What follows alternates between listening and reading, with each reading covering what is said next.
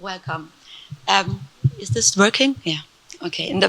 When we were preparing this workshop, we were talking about a lot of different topics, and I understood, amongst other, that motivation, job satisfaction, and consequently creation of added value is something that everybody wants. Let's say employer and employee. But what today we can discuss, and what, because it sounds like clear opposite to me, conflict and failure. How is this related to, and how can this result in creation of added value? And yeah, how can this add value to an organization? Feedback, failure, and failure culture and conflict, the culture triple, as you name it. And this is what we have the opportunity to discuss today with Stefanie Borgert. Stefanie Borgert, a complexity researcher and author of 7 books tackling questions of work organizations in a complex world. Please excuse me, of course, I cannot go in too much details, but if I omitted something important, be free to add. Lisa is someone guiding organizations in their process, I have to read this, of improving organizational performance and people development, right? And Diana, most of you will know her, is specialized in organizational change, culture, and transformation, is the innovator of the digital platform CoHubs, which is driving change fast and company-wide. So, now, as a lawyer, I am often involved in the execution of changes, but I'm curious to learn more about the processes, change processes that are happening beforehand. Stefanie, why? So can you then explain, introduction, like why are these topics important at all? Isn't it that change happens naturally? Well, I try to avoid the microphone if possible. If you can't hear me, probably let me know. But this might work as well. So, but if I got your question right, the 3 topics that we're addressing here, they are all relevant for the culture of an organization or company that emerges. So we're all handling our conflicts. We all have a way to handle failure, errors, mistakes. And we all give feedback or use feedback or kind of as well handle feedback in our organizations. And most of the stuff that we're doing is not explicitly addressed or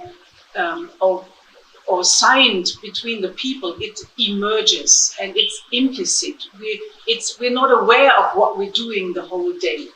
And so there might be routines and patterns that we follow in an organization that just emerge, but they not really fit the problems that we're facing or the situations that we're in. And so this is important to just be aware of what we're doing and find out if it fits in this problem, in this world, in this situation or not. Mm-hmm.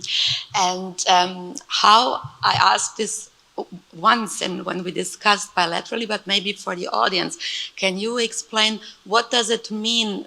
When does this, given that we think that conflict might be something natural, when is the situation, when do you think that an organization has to tackle this as an issue? Yeah, so we have to dive into what is a conflict, right? So we should give a meaning to that word, what we normally don't do all day long. But I don't want to jump into that in that detail. But we do have conflicts the whole day long, so to say. Whenever we discuss things, when we try to make a decision, when we try to develop a new product, when we try to, I don't know, do any kind of team development or whatever, we're talking to each other. And we have disagreement about things. And from a non-drama perspective, this is also a conflict. So we're having a whole bunch of conflicts the whole day long. Most of them, they're just not really important. They have no drama. They just go away and we're fine with it.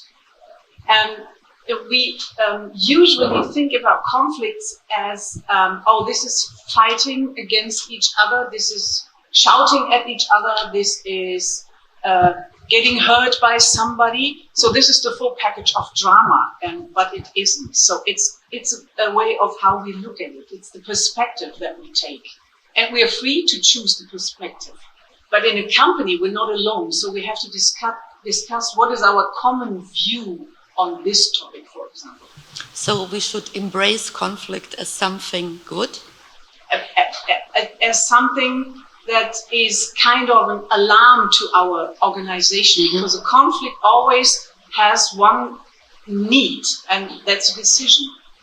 And if we're not using conflicts actively, we're missing a lot of decisions. We're missing a lot or we just waste time, and we're not making decisions probably.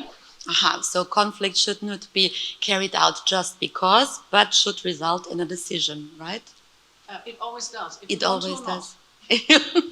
Okay, but this brings me to another question. So, Lisa, when I hear decision sometimes when you come from, let's say, from an organization which has a hierarchy, you think it's quite obvious how the decision will be made.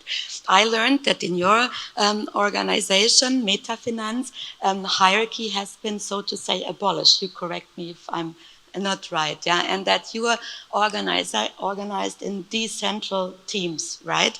So, and business is managed decentrally. And how is conflict then tackled in such an organization? Yes, interesting questions, because when I say to people we do not have kind of a hierarchy or manager, they look at me and they say, okay, but how do you make decisions then? How is it working in reality? And we as Meta Finance, we went through a transformation ourselves. So until 2017, we were organized hierarchically.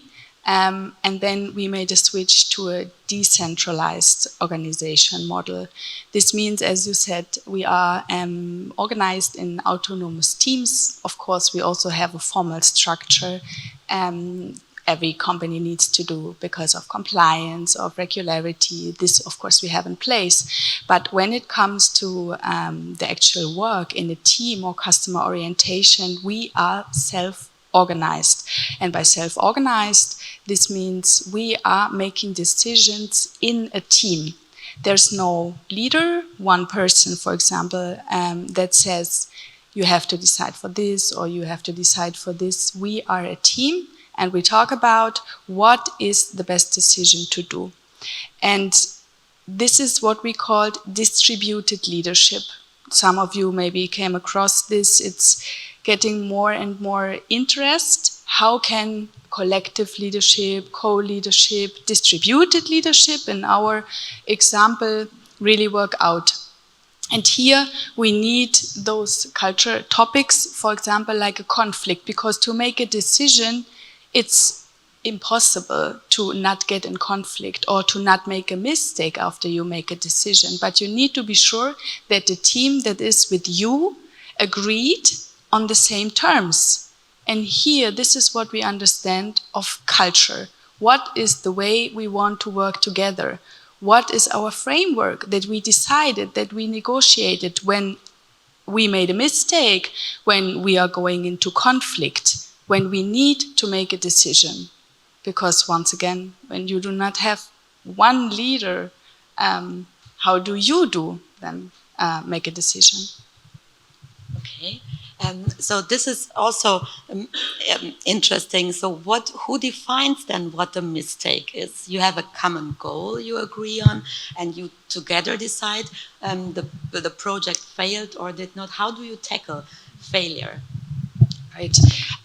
For this, I think we have to first speak about what is a mistake. And this is the question when you ask yourself, can you answer this?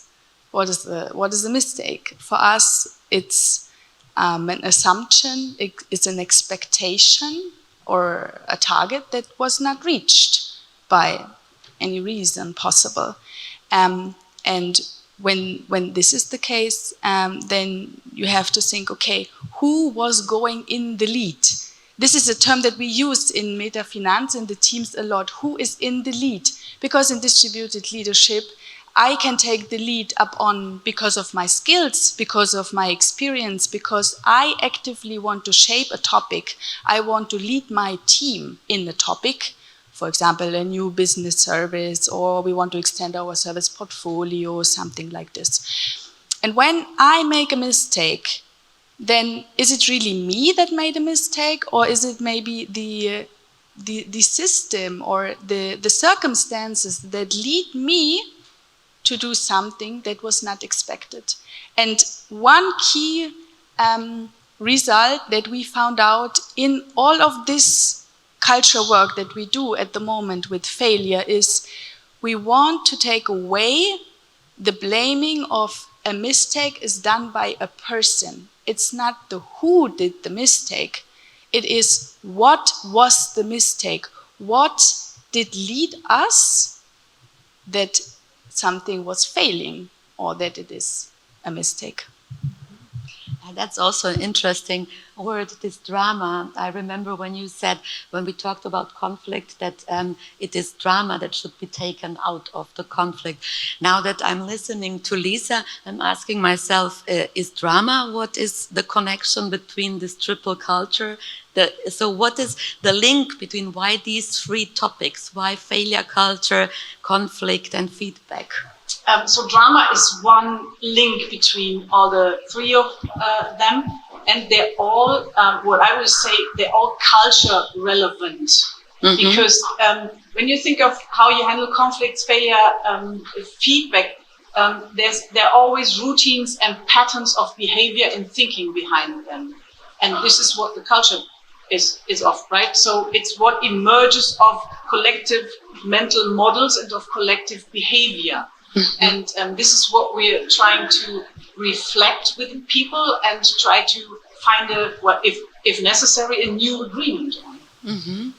So, Diana, when we talk often about organizational culture, I know that this is a hard topic for you. Can you explain to me, to the audience, how does conflict add to organizational culture? I think everything is somehow connected to the organizational culture. And if we talk about the conflict, it is something which is taking our energy away in the sense as we see the conflict today, because it is marked with a lot of negative pictures in our minds. And most of us grew up with the idea that the conflict is something negatively. So if we try to see it in a different way and put different pictures to the word of conflict, then we are also able to see that it is not something only on a personal level. We can see it with more clarity. What is happening between us? How is the dynamics in a team? Without putting a mark on it at the early beginning. And if we talk about organizational culture, in this sense, it would be also a picture which says, if we don't have this drama, if we don't have such a lot of negative energy, we can see much clearer, more objective, define better decisions on a daily basis, and in the end be a better organization. And is it then right what I said at the beginning, that this somehow is then directly connected to the motivation and the satisfaction and ultimately in creating added value in the company? Put it the other way around. Does a company perform better if people are feeling happy, or are you pursuing all of these goals because you simply want to create a more human work organization? The topic of motivation and happiness and everything what is trying to put as a task of an employer is for me a completely different discussion at the moment, because we could go very deep and talk about motivation, what it really is. Are we motivated as people from our inside, intrinsically or extrinsically? It's a different topic. But if we go back and say what is more human, yeah, I would completely agree. Because our organizations and the way as we are also trained and learned through the school system is not made for human needs, because human beings need social interaction to become better. Without this social interaction, we can't learn, we can't grow, we can't see clearly and objectively what is happening around us. So yes, those three topics are very important in general for being a more human place or workplace. Yeah, I can relate to that as a human being, but I think everybody can. But I'm curious as an employer also now, meanwhile, employing people who are 20 years younger than I am. Is this something that is even more important for the new generations, or do you see this as a topic which affects humans all? I wouldn't separate young and old or talk in any such directions or summing up some group of people. People are people. Human beings are human beings, and every human being needs a social interaction. That's it. And we can't create any value without a team. The team is the smallest unit for creating added value. So we are in the discussion with those people. We are agreeing up on the way we are going to work on a daily basis. And this is not happening without conflict. This is not happening without talking about the failure. And this is not happening if we don't have a feedback. Feedback is also a very interesting topic. I remember that at one conference we were together, then we discussed something like feedback. What is that actually? Is it like I'm addressing my wife or my husband in that case once a year and saying you performed very well last year, or is it something like we have quarterly meetings? Why is feedback? How do you imagine feedback, Stephanie? Maybe you want to. Yeah, I'm afraid I'm quite clear about that. So all those quarterly or yearly based 360-degree feedback, whatever you call it, it has nothing to do with feedback at all. It's just sharing opinions, and it has an effect. So well, later on in the workshop, we will kind of get over a definition of what feedback is from a system theory perspective or complexity perspective. And communication is pure feedback. So we're feeding back information, and something happens in your head, in my head, and again, we share information about that. So it's pure feedback. And when you say we are just doing that in a frame that is on a quarterly basis or yearly basis or whatever, you're taking that out of the day-by-day communication routines. So people try to, I know what good English phrases. In German, you say um den heißen Brei tanzen. So you're getting unclear and very soft and very, yeah, I would like to say to you, I don't know how to, instead of saying, so I'm whatever. Yeah, so you can observe that there's a cause and effect relationship of doing a big hype around those feedback talks to what people do with communication on a daily basis. And this is not a very useful cause and effect relationship. So I see when I'm listening to you that there are quite some Schnittpunkte, what would be touch points. Yeah, so I would lie if I would say that I do not know that you have even more in common. Maybe, Diana, you want to tell us what is the link between you, what does... So where should I start? that it started on an airport, reading a book or buying a book from Stephanie Borgert. And after meeting also with the Meta Finance, long story, I will cut it. Yes, the three of us are linked, and the three of us went to a cooperation together because we wanted to share the experience with the Culture Triple, which was already conducted at Metafinance and designed in cooperation with Stephanie Borgert, to offer it to the whole world through our CoHubs platform. Because the platform is designed in a way that people go into a discussion, that people go into discourse about very relevant work-related topics. And feedback, failure, and conflict are perfect topics to put a light on, to reflect what does it mean in our own organization, what does it mean for us individually, what does it mean for our group or team of people, and also what does it mean for our organization, and how do we do those agreements, to reflect on it, to get a common understanding about all those three topics, and have the opportunity to make a further step toward a more human organization and value creation in any company.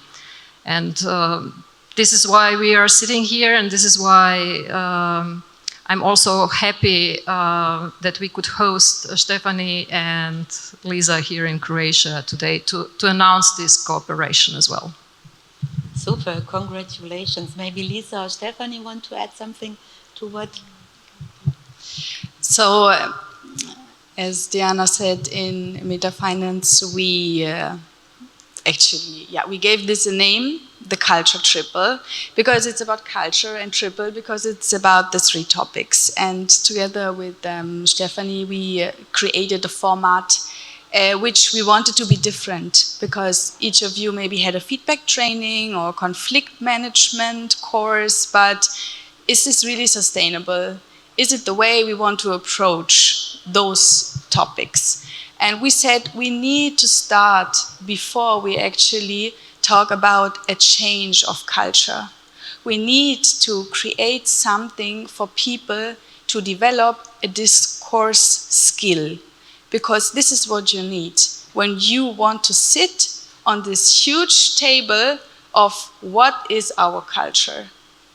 And here with the CoHubs platform, it's the way that you can work in your team, you can have good discussions, honest discussions, you can say, okay, let's talk about how I think about what is a conflict. Let's talk about how you think what is a conflict is. And when we are ready with this, we can go and we can find a new way, like a new contract for us, how to tackle those things. And this is what I think is this cooperation about. It's different. It's a new approach for these cultural topics in an organization, which from my point of view is getting more and more and more important.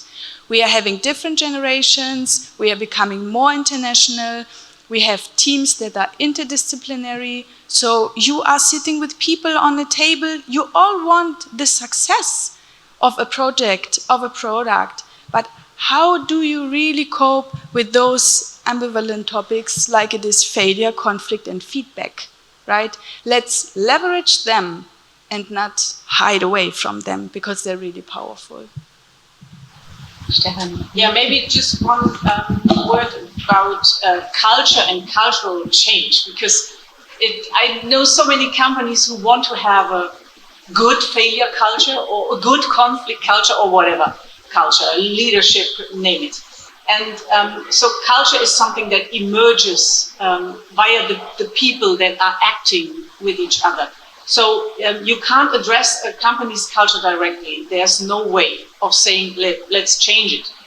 Do a 2-day course about conflict and we have a new way of handling conflicts. So the only way to address a company's culture is to reflect on the patterns and the routines that we have today. So find out what is our status quo and take a look on how we view these topics. How do we view ourselves, other people's, the way we work together, and decide on whether that's appropriate or not. So This means that there is, if I get you right, that there is no common definition of what culture is and which I could impose to any organization, but it derives from the people, and they are somehow, it depends on the concrete organization what the culture is, which is the best, the healthiest for them. It arises from the interaction of people. That's a difference, because it's not a question of the characters, of the sum of characters that you have. It's a question of the interaction. So the way that we implicitly, explicitly defined how we act together, how we work together. Yeah, super. What I might want to add is that all of these three topics, they're quite, I'm not sure if the word is, if I pronounce it correctly in English, they are ambivalent topics in companies, because I only know companies who say, of course, we're dealing probably with conflicts. We're working them out. And if you observe what the people are really doing in those companies, they don't. They don't want conflicts. They try to hide them. They try to avoid them. They're not really dealing with them. It's the same with errors and mistakes. It's a kind of, it's modern and it's hip to say, well, of course, we are failure friendly. But in the end, most of them are not. And it's not because the people are stupid. It's a question of the culture. But is it also a question of mentality? When preparing for this discussion, I read in America that there's a different failure culture, which a different way of tackling failure of startups. Let's say, is that true? What is your view on that? So, in Germany, for example, people do not want to talk open about their failure. If a company goes bankrupt, this is nothing to be proud about. In other cultures, it might be that you say, this is part of the game and I have to accept it. And then a company or an organization evolves faster and with a positive effect, more likely. Is that so? From my view, it's a question of the mental model, but it's a question of the collective mental model. What is that? It's what we as a group, what our mental model emerges over the time. It's the culture in the end. So it's what I try to say is, it's not a question of the mental models of each individual. It's the collective one, which is important. Because it might be that if the four of us, we start a company today and start working with each other. I love having conflicts. The bigger, the louder, the better. But we agree, or we start to agree that, no, we're not having conflicts. No, we're not talking directly to each other. We try to avoid them. So it's not the sum of the four of us. It's more than that. And this is what we can call culture. And is the approach a different one? I guess it is, but maybe you can explain it to me if you are observing a startup organization or one that has grown for a century already. What makes the difference? Because people who are part of the organization change. Well, a lot of the times the difference is as long as the startup is very small, well, first of all, they don't come up with the idea of we need a lot of formal structure and processes, and they do kind of freestyle, which works for a while. Yeah. But it's more or less the same. The culture of this startup emerges over time as well, and it's more a question of the awareness of what's happening in the interaction than of the size of the company or how long does it exist in the market. It does have an impact, but it's not the only one. It's from my perspective, the most important thing is to be aware of that culture emerges over time, and culture follows our So when you try to grab what is culture, I love to use the picture of when you look into your mirror and see, oh, I'm not as skinny as I would like to be. Well, you can hang a poster in front of the mirror, but it doesn't help, right? You have to stop eating chocolate cookies. And after a while, you will take a look into the mirror and find out, oh, okay, come on, I got more skinny. So it follows. It's not established in a second. Yeah. It's something that that can be observed when you take a look at the interaction, but it's, yeah, as I said, it emerges. And maybe you can add a more better explanation.